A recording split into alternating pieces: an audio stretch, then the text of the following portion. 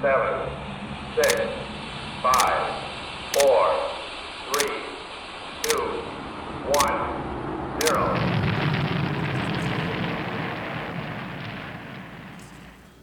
Okay, so this is a little demo about the Minolta SRT-101. It's a 35mm SLR built in the 1960s, fairly common now. Its feature set is quite familiar, quite similar to a lot of other cameras of the era. It has a few extra bonuses that are less common on other cameras, like a mirror lockup. Let me just go over. Okay, so we'll go and so here we go. So this camera has a shutter speed range from 1 second to 1/1000th. It has a flash sync of a 60th of a second. It has a cold shoe, not a hot shoe, which we may explain later, either in another video or later on in this video. And it has interchangeable lenses, obviously. That is something one might expect. This is a self-timer, depth of field preview, and what else do we got here? It has a through-the-lens meter, unlike its predecessor, the SR7, that I've done a little video on. The Minolta SRT-101 uses a mercury cell battery, which is no longer a thing. Mercury obviously is not good for the environment. The battery is housed here in the bottom of the camera, and you can it has the cover has a bit of a texture to it that makes it relatively easy to open by turning counterclockwise to open. This is not the correct battery in here. It does not work properly. In general, I honestly would probably just avoid using the meter on this camera. If you want to, you can spend a lot of money and get a overpriced mercury substitute battery. I think they're like 10 or 12 bucks or something. But I would just either use the rule of Sunny 16, a real light meter, or a light meter app on your phone. The meter, if you are using it, is turned on here. So there's the on switch. You want to turn it off when you're done so the battery doesn't drain too much. And the BC is for battery check. Battery check. And if you look in the viewfinder, you'll see an area where, if the battery is working properly, the needle will line up with.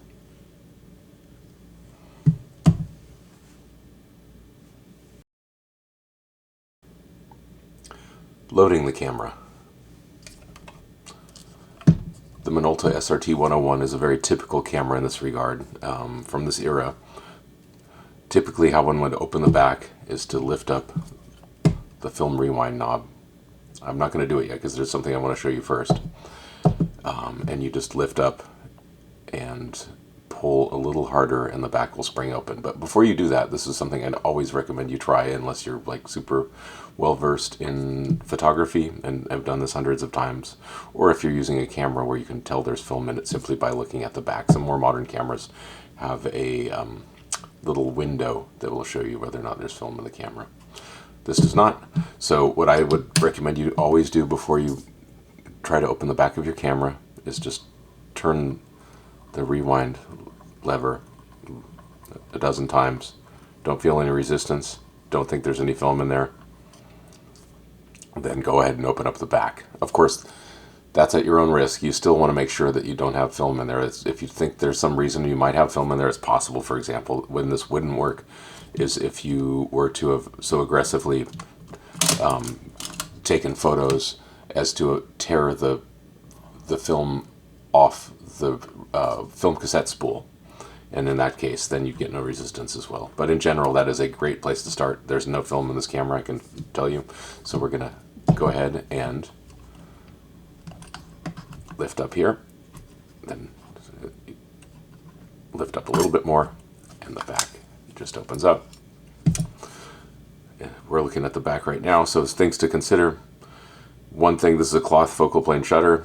You don't want to touch it. You definitely want to be very gentle around the shutter.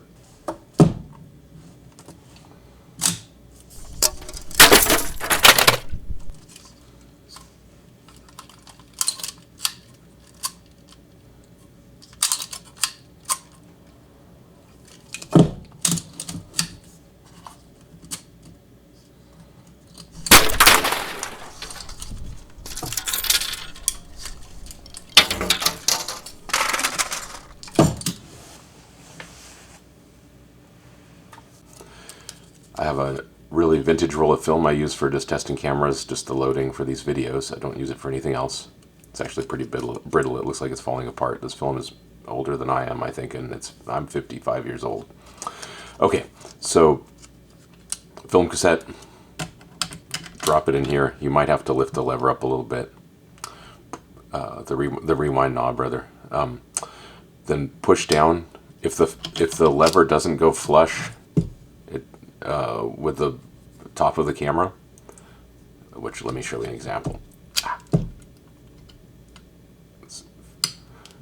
There's a gear that, there we go. So if the gears don't mesh up, this rewind knob will not go flush with the top of the camera. So what you can just do is just push down gently and turn the knob in either direction, doesn't matter, and then it'll snap into place. There we go. So now the gears are meshed together. That's great. Now we're going to take the film. This is dead film. You can see it's torn right there. It's in better shape than I am, though. I'm broken throughout, especially my spirit. Okay, so we're going to pull out the tongue of the film a little bit, just enough to get it inserted into the take-up spool here.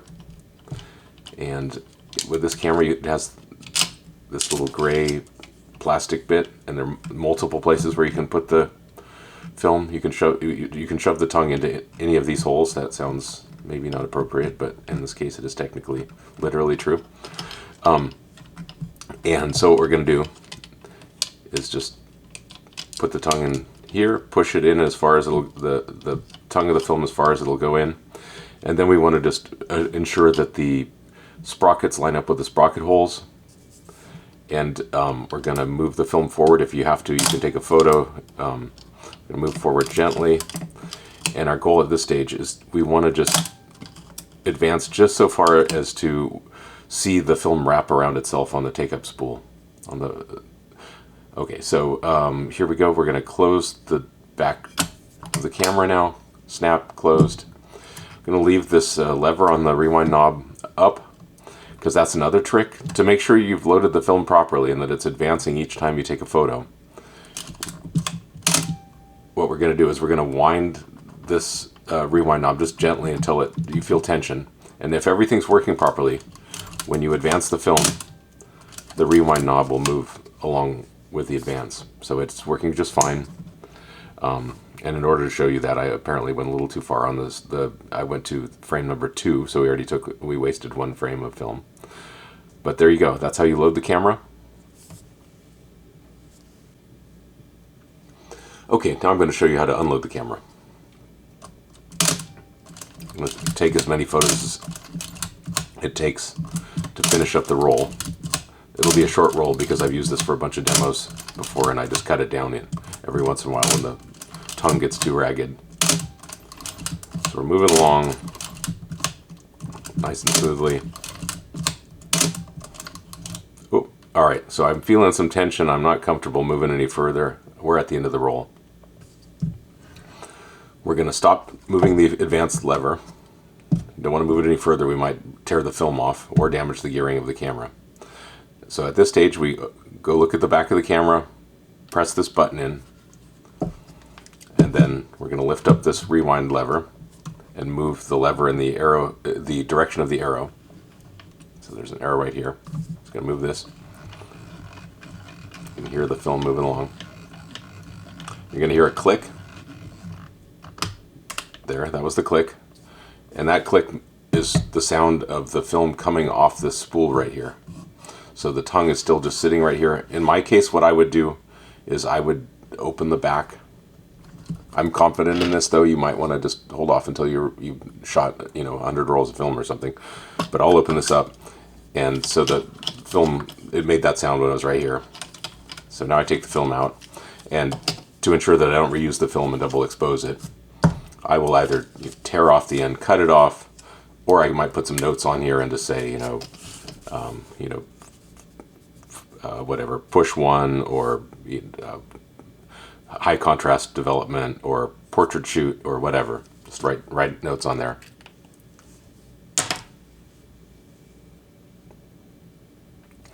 If you have a bad idea and actually want to use this for flash photography, well, go ahead. But there are two PC sync areas here, and the X is for modern flash. The FP is for a flash bulb. I've never, well, I wouldn't say I've never done that. When I was a kid, my grandparents used to have a camera with a flash bulb on it.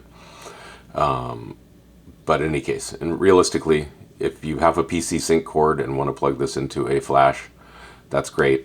As noted earlier, this is a cold shoe, so plugging in a modern, and by modern I mean, you know, any flash since the 1970s pretty much, the on-camera flash that would fit on here won't do anything unless you connect the PC sync cord that this flash may or may not be capable of producing, so you may or may not have one of these. You'll need a funky old flash to use on here. So that's the X-Sync. The FP, I have no idea. So if you do end up using flash, one thing to note, typically on a camera like this, you'll see the color of the dial changes where the flash sync is. So a 60th and below, the flash will sync properly. If you were to use this with the camera with a flash at 125th, you'll start to see areas of your photos turn out black. So basically what happens after a 60th of a second, the focal plane shutter just opens and closes. And then to get those shorter speeds, what it does is there are two pieces of cloth and it makes a slit that gets progressively smaller. So a 1,000th of a second might have a slit like this, and a 125th might have a slit that obscures half or so of the focal plane shutter. So yeah, 60th of a second or longer will give you flash results that will work. And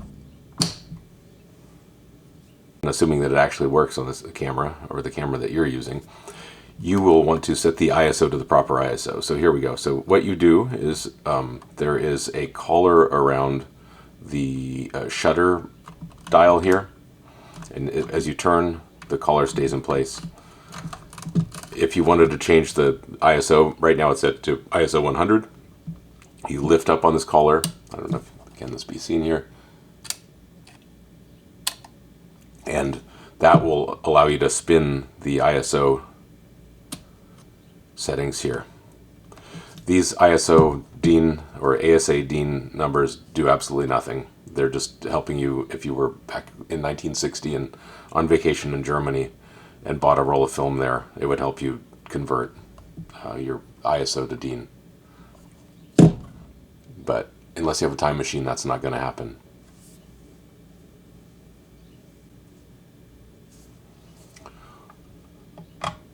One unusual feature of this camera, in its price range at least, is that this camera, the Minolta SRT-101, has a mirror lockup switch. It's the switch right here, and what it does is when you turn it, the mirror goes up. So that means you can't see anything through the viewfinder. There are two reasons why you might use this. One is to avoid camera shake. So if you're using a 400 millimeter lens on this camera and making a photograph with an 1/8 of a second exposure, the mirror would potentially cause enough vibration to cause the camera to have a little bit of camera shake. So that would solve much of that problem. And then the other reason why I think Minolta cameras, even in this sort of price range, had a mirror lockup is I believe they had a very special wide-angle lens back in the early days of photography in small format. A wide-angle lens was a very complicated thing that required a lot of computation and a lot of work for lens designers to make. And so the lens that this was meant for protrudes so deeply into the housing that the mirror wouldn't function with it. And I believe so there's a lens that's like 21 millimeters or something like this that presumably also has some sort of a viewfinder that goes on here that would work only with the mirror locked up. But otherwise, this is probably a feature you're not probably going to use much. But you can tell people you have a mirrorless 35 millimeter camera, maybe, I don't know. People like to talk about how vain young people are. Well, I can prove that back in the 1960s people had some vanity as well. Here's another feature of the Minolta SRT-101. It's a self-timer with which you could make a selfie. So you move this lever down so it's roughly horizontal, and then push this button right here down, and if I had the camera wound,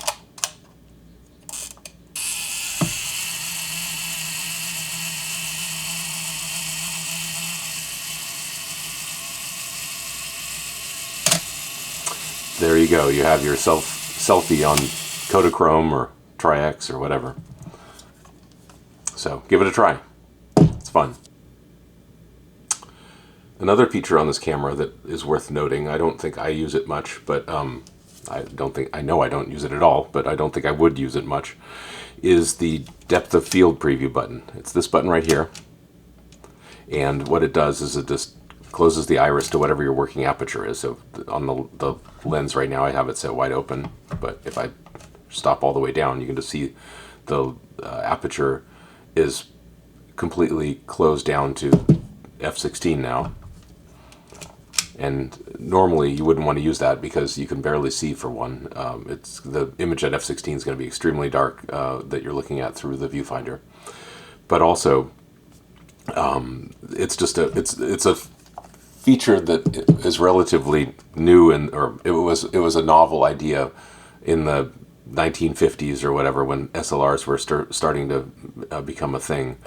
They didn't always have automatic apertures, so you'll sometimes even see lenses that you might buy, some vintage lenses to put on your camera, that have either a preset, and so it has like another ring that will sort of allow you to lock the aperture in that you want to use, so you can easily just, like if you want to use f11, that you just move this slider over and you leave the lens open while you're composing, and then you will right before you take the photo just slide the aperture ring over and it'll just snap into the right spot.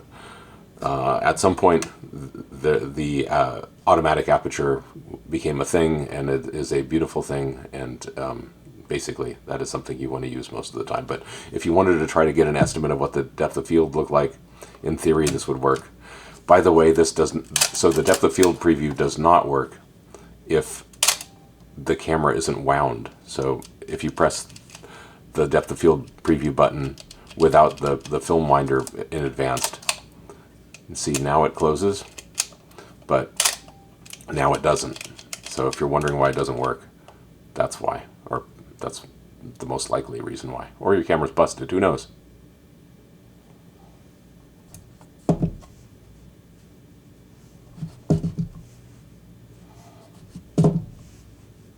Step into the past with the camera that's built to last. Minolta SRT-101, and now our dreams come true so fast. Vintage charm in every frame, manual control, it's never the same. 35mm magic, capturing moments in its gentle frame. Oh, Minolta SRT-101, the heart of every photo spun, and now our girl of vintage treasure found. Manual mastery.